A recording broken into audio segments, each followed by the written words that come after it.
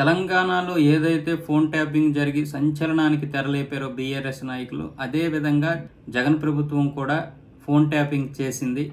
ఆ ఫోన్ ట్యాపింగ్లో 4 ఐఏఎస్లు ఉన్నారు.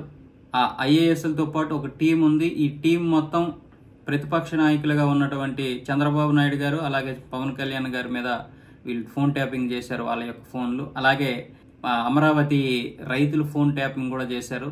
ఇవన్నీ చూసుకున్నట్లయితే ఆంధ్రప్రదేశ్లో కూడా పెద్ద వ్యవహారమే జరిగిందని తెలుస్తోంది. ఇవన్నీ కూడా మరో 2 రోజుల్లో తెలియబోతుంది దీని గురించి పూర్తి వివరాలు.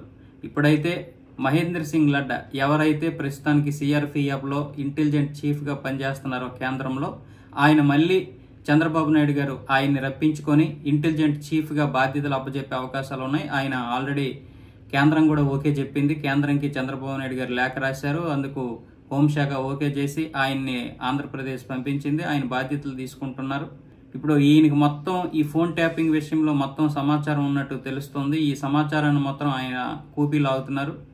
మొత్తం ఈ ఫోన్ ట్యాపింగ్లో 4 ఐఏఎస్లు, ఒక టీం ఉంది. ఇదంతా కూడా అమరావతి సరౌండ్లో జరిగింది. ఇంకా ముఖ్యంగా చంద్రబాబు నాయుడు, పవన్ కళ్యాణ్ వీళ్ళు ఎక్కడ వెళ్తున్నారు, ఎక్కడి నుండి వస్తున్నారు, ఏం మాట్లాడుకుంటున్నారు, దీంతో పాటు అమరావతి పాదయాత్రలో పాల్గొన్నటువంటి ఒక ప్రముఖ వ్యక్తిది కూడా ఫోన్ ట్యాపింగ్ చేసినట్లు తెలుస్తుంది. అలాగే మరికొంతమంది పబ్లిక్, కామన్ పబ్లిక్ ఎవరైతే ఉన్నారో వాళ్ళది కూడా ఫోన్ ట్యాపింగ్ చేసి జగన్కి ఒక రాంగ్ స్టేట్మెంట్ ఇచ్చారు. ముఖ్యంగా డ్రగ్స్ అలాగే ఉగ్రవాదుల కదలిక పేరుతో కొంత ఎక్విప్మెంట్ తెచ్చుకొని ఆ ఎక్విప్మెంట్ని ఈ ఫోన్ ట్యాపింగ్ వాడినట్టు తెలుస్తుంది. ఈ ఫోన్ ట్యాపింగ్ ఏదైతే ఉందో ఇది అంటే సేమ్ తెలంగాణలోనే అంతే. 24 గంటల వరకు వీళ్ళకి పర్మిషన్ ఉంటుంది రాష్ట్ర ప్రభుత్వానికి ఫోన్ ట్యాపింగ్ చేయడానికి. అంతకు మించి కావాలంటే కేంద్రాన్ని పర్మిషన్ తీసుకోవాలి. ఆ తర్వాత కూడా కేంద్రం ఎక్కువ సమయం ఇవ్వకూడదు. కానీ వీళ్ళు ఎవరి పర్మిషన్ లేకుండానే ఇక్కడ ప్రతిపక్ష నాయకుల యొక్క ఫోన్ ట్యాపింగ్ చేశారు. కాబట్టి ఇది పెద్ద వ్యవహారమే, పెద్ద సంచలనమే, పెద్ద నేరం కూడా. అయితే ఇప్పుడు ఆంధ్రప్రదేశ్లో ఏం జరిగింది అనే దానికి ఇప్పుడు మహేంద్ర లడ్డా గారు మొత్తం కూపి అయితే లాగే పనిలో ఉన్నారు. 4 ఐఏఎస్లు ఇందులో ఇన్వాల్వ్ అయ్యారు. మొదట 2, ఆ తర్వాత మరో 2 చేరినట్టు తెలుస్తోంది.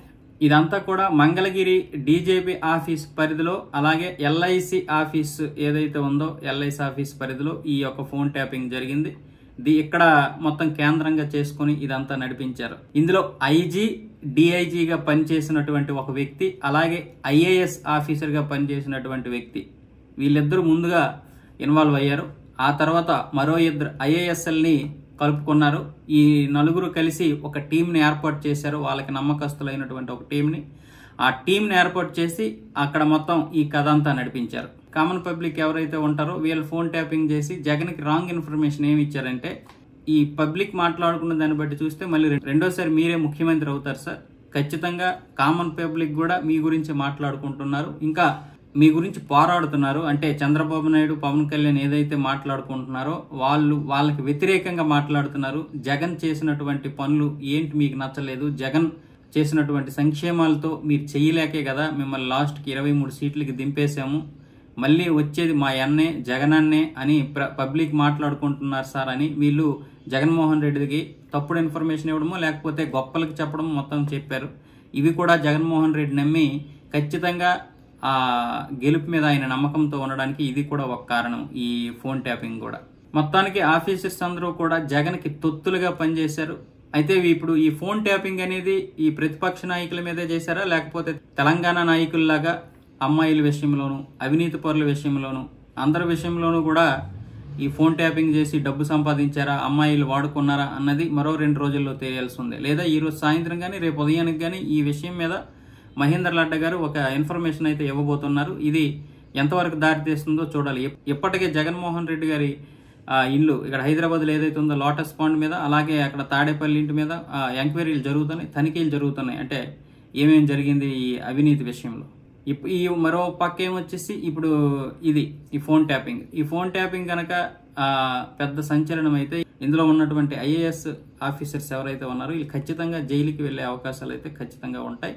ఫోన్ ట్యాపింగ్ జరిగిన మాట వాస్తవం. ఇప్పుడు ఆల్రెడీ దీని గురించి అన్ని వివరాలు మహేంద్ర లడ్డా గారి దగ్గర అయితే ఉన్నాయి. అది ఏం జరుగుతుందో చూడాలి.